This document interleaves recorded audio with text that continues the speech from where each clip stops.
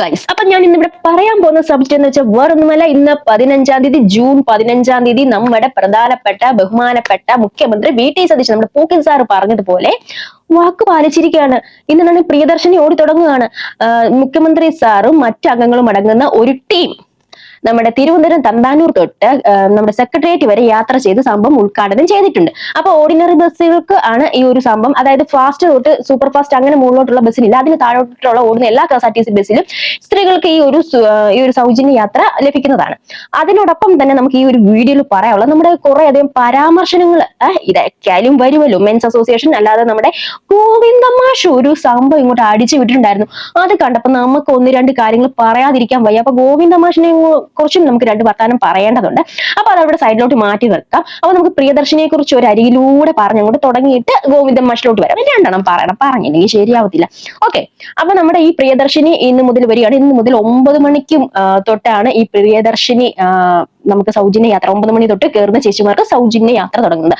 അതുപോലെ തന്നെ 15 വയസ്സ് വരെയുള്ള ആൺകുട്ടികൾ ചേച്ചിമാരുടെ കൂടെ ഉണ്ടെങ്കിൽ അവർക്ക് ഹാഫ് ടിക്കറ്റ് എടുക്കണം. പിന്നെ പെൺപിള്ളേർക്ക് ഒബിയസ്ലി ടിക്കറ്റ് ഇല്ല, ഫ്രീ ആണ്. അതൊക്കെയാണ്. അങ്ങനെ ഇരിക്കുന്ന സാഹചര്യത്തിലാണ് നമ്മുടെ ഈ ഗോവിന്ദമാഷിന്റെ ഇടയ്ക്ക് കൂടെ കുറച്ച് മീഡിയാസ് മൈക്കുമായിട്ട് കൊണ്ട് ചെല്ലുന്ന കണ്ടിട്ടുണ്ട്. എന്തിനിടെ ഈ ഒരുമാതിരി വിവരദോഷികളെയൊക്കെ ഇങ്ങനെ മൈക്കുമായിട്ട് കൊണ്ട് ചെല്ലുന്നേ? ഈ മൈക്കുമായിട്ട് കാണുമ്പോൾ ഗോവിന്ദമാഷിന്റെ വിചാരം എന്താ, അമ്പാ ഞാനെന്തോ വലിയ സംഭവമാണേ വല്ലപ്പോഴുമാണ് ഈ മൈക്ക് കാണുന്നത്. അപ്പൊ അങ്ങ് ആശാൻ അങ്ങ് കണ്ടതിന് പുളകിതനായിട്ട് കിട്ടിയ അവസരമല്ലേ, എന്നാ 10 പറഞ്ഞേക്കാന്ന് കരുതി വായി വരുന്ന വിടുവാത്താരം മൊത്തം വിളിച്ചു പറയും. വിടുവാത്താരമാണോ ഇല്ലെന്ന് ഞാനിതിപ്പോ കാണിച്ചുതരാം, വീഡിയോ കാണിച്ചുതരാം, വെയിറ്റ് വാച്ച് ആൻഡ് സീ. അപ്പൊ ഇങ്ങനെ അങ്ങ് വിളിച്ചു പറയും. അപ്പം എന്താണ്, കമ്മ്യൂണിസം ഇങ്ങനെ നിൽക്കാൻ പോവില്ല. അപ്പൊ കമ്മ്യൂണിസം നിൽക്കാൻ പോകുന്നതിന്റെ ഒരു അജണ്ടയുടെ ഒരു ഭാഗമായിട്ട് നിങ്ങൾ അങ്ങ് കണ്ടാൽ മതി. ഇവര് കാണിച്ചു കൂട്ടുന്ന ഓരോരോ കോപ്രായും അതിന്റെ ഒരു അജണ്ടയാണ്. നമുക്ക് അങ്ങനെ കാണാം. അപ്പൊ എക്കാലും വെച്ച് താമസിക്കേണ്ട, ഞാൻ ഘടിപ്പിക്കുന്നില്ല. നമുക്ക് എന്താണ് ആശാൻ പറയാൻ നമുക്ക് നോക്കാം.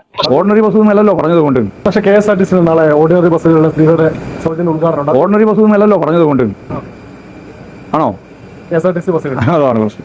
KSRTC ബസ്സിൽ എല്ലാ സ്ത്രീകൾക്കും എവിടെ സൗജന്യമായി യാത്ര ചെയ്യാം. നിങ്ങൾക്ക് ഇന്ത്യയുടെ ഏത് ഭാഗത്തേക്കും പോകാം. അങ്ങനെ പറഞ്ഞായിരുന്നോ? അങ്ങനെ ആരാണ് പറഞ്ഞതെന്ന്? വി.ടി. സതീശൻ സാർ പറഞ്ഞു ഇന്ത്യയുടെ എല്ലാ ഭാഗത്തും യാത്ര ചെയ്യാമെന്ന് പറഞ്ഞു. ഞാൻ കേട്ടിട്ടില്ല കേട്ടോ. നിങ്ങൾ ആരെങ്കിലും കേട്ടായിരുന്നു? ഞാൻ കേട്ടത് കേരളത്തിൽ യാത്ര ചെയ്യാമെന്ന് മാത്രമേ കേട്ടിട്ടുള്ളൂ.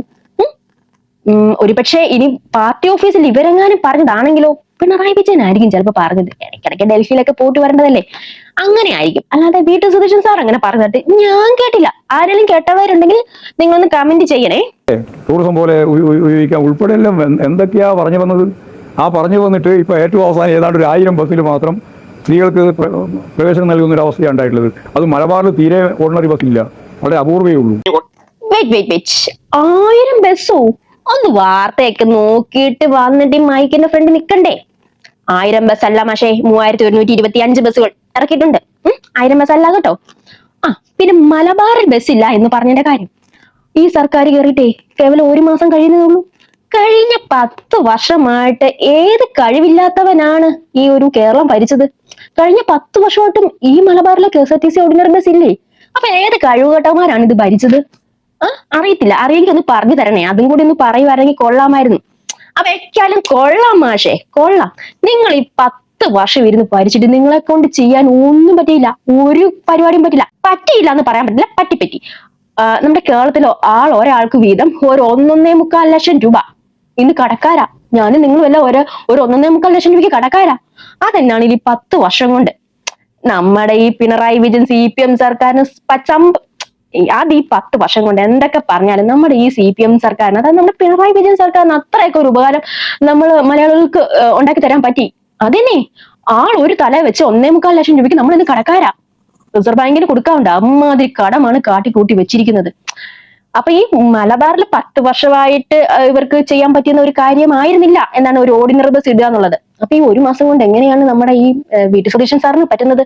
സാരല്ല, നമ്മുടെ ഈ വഴകയുണ്ട്, നമ്മളത് പരിഹരിച്ചോളാം കേട്ടോ, കരയല്ല. ഇങ്ങനെ കഴിവുകേടുകളൊന്നും മീഡിയാസിന്റെ മുന്നിൽ വന്ന് വിളിച്ച് പറയല്ല കേട്ടോ, മോശമല്ലേ?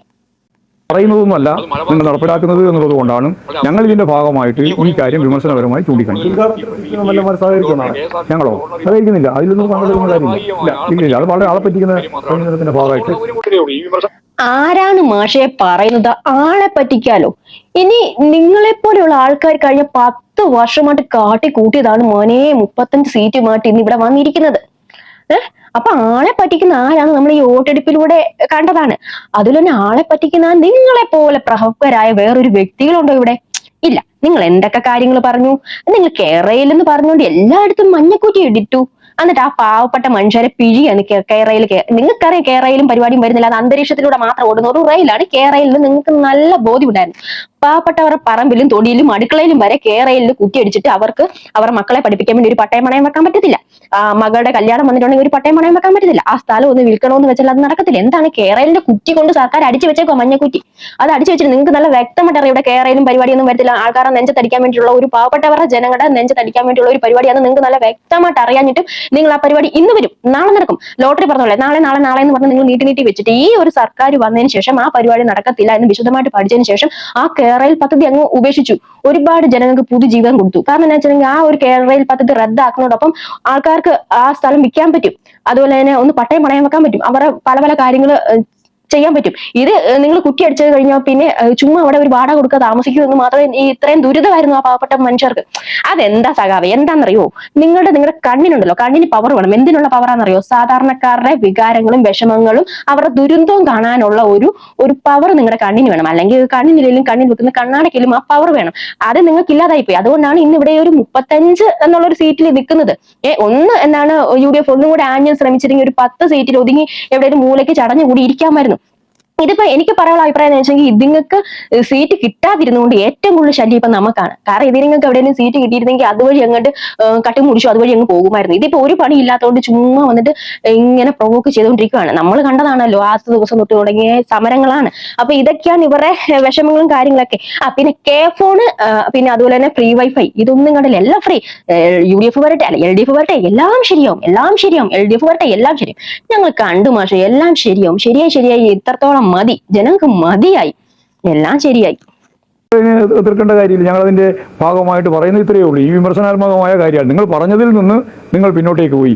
21,000 ഉറുപ്പിക ഞങ്ങൾ കൊടുക്കും ആർക്ക്, ആശാ വർക്കർമാർക്ക് എന്ന് പറഞ്ഞത്, അതും നിങ്ങൾ ചുരുങ്ങിയ ഒരു പണം കൊടുത്തിട്ട് അവസാനിപ്പിക്കുകയാണ് ചെയ്തത്. അപ്പോൾ അത് നിങ്ങൾ പറയുന്നതൊന്നുമല്ല നിങ്ങൾ നടപ്പിലാക്കുന്നത് എന്നുള്ളത് കൊണ്ടാണ് ഞങ്ങൾ ഇതിന്റെ ഭാഗമായിട്ട് ഈ കാര്യം വിമർശനപരമായി ചൂണ്ടിക്കാണിക്കും.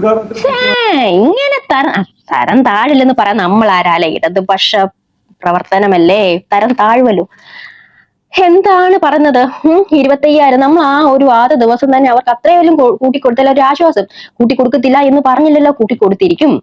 കാരണം ഇപ്പോഴത്തെ ഒരു സാഹചര്യത്തിൽ നമ്മൾ 19-ാം തീയതി ബഡ്ജറ്റ് അവതരിക്കും. അപ്പൊ കാണാം നമ്മൾ ധവളപത്രം ഇറക്കിയേക്കുന്നുണ്ട്. ധവളപത്രം ചുമ്മാ തന്നെ കടല പൊതിഞ്ഞു പോകുന്ന പത്രമല്ല. അതിനകത്ത് വിശദീകരിച്ച് പറഞ്ഞിട്ടുണ്ടായിരുന്നു. അന്നൊന്നും നാറിയതല്ലേ? അന്ന് അറിയുന്നല്ലേ എന്തൊക്കെയാണ് കാണിച്ചു വെച്ചിരിക്കുന്നത്? നിങ്ങൾ എന്താ 5,000 കോടി രൂപ ഞങ്ങൾ അവിടെ ഇട്ടിട്ടാണ് വന്നത്, ഖജനാവിൽ പണമുണ്ട് എന്ന് പറയുമ്പോൾ ഈ 5,000 കോടി രൂപ അന്നത്തെ പെൻഷനും കാര്യങ്ങളൊക്കെ കൊടുത്ത് തീർക്കേണ്ട ഒരു പണമായിരുന്നു അല്ലേ?